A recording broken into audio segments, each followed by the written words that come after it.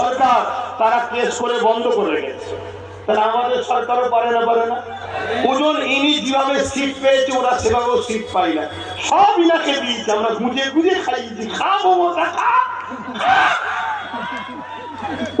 খেতে চাই না, আমরা তাও গুঁজে গুঁজে খেয়েছি, খেয়ে এখন বদ হলে হয়ে গেছে।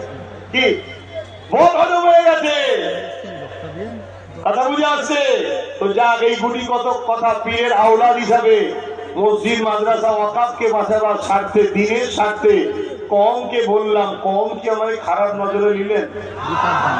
যদি খারাপ নজরে নেন আমার কথা, আপনি আপনার রাস্তায় চলুন, আমি আমার রাস্তায় চলি। আমার দিনের দুশ্মনকে আমি মাফ করতে পারি না।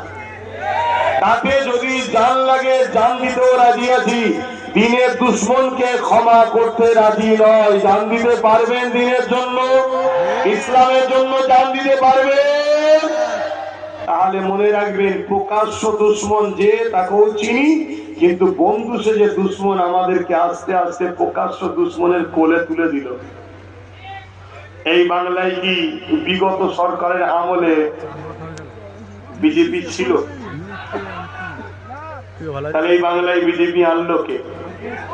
আনন্দবাজার পত্রিকায় নিজে বলেছে মমতা, বিজেপিকে ফন্ডে এনে লড়বো, বলেছে না বলেনি? আচ্ছা, কেন বলেছে জানেন? কেন বলেছে? একটাই কারণ, মুসলমানকে বিজেপির ভয় দেখিয়ে বারবার আমার কোলে তুলে রাখবে। আপনারা বিজেপিকে ভয় করেন না? আল্লাহকে জোরে বলুন। আচ্ছা, বিজেপি কি ফেরাউনের থেকেও শক্তিশালী? নমরুদের থেকেও, সাদ্দাতের থেকেও, আবু জেহেলের থেকেও, এজিদের থেকেও? আমি জানতে চাইছি, আমার আল্লাহ এই জালিমদের ধ্বংস করতে পারে না?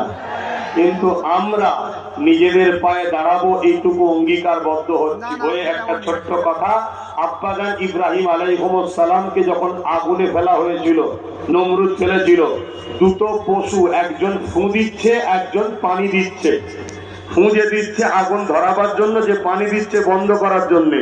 যে ফু দিচ্ছে তার ফুঁয়েতে আগুন ধরবে না, কেন? ছোট জীব, বিশাল এলাকা দিয়ে আগুন জ্বলছে। আর যে পানি দিচ্ছে তার পানি তো আগুন বন্ধ হবে না। কিন্তু আল্লাহ বলল, যে ফু দিচ্ছে ও ইব্রাহিমের বিরুদ্ধে প্রমাণ, যে পানি দিচ্ছে ইব্রাহিমের পক্ষে প্রমাণ। তাই ইব্রাহিমের পক্ষে যে ওকে মারা আল্লাহ নাজায়েজ করে দিল, আর ইব্রাহিমের বিরুদ্ধে তাকে মারা জায়েজ করে দিল। অতএব আমাদের দ্বারা কি উপকার হবে, কি করতে পারবো না পারবো, এটা পরের বিষয়।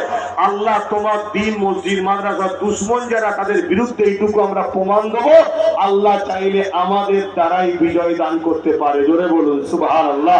কেন?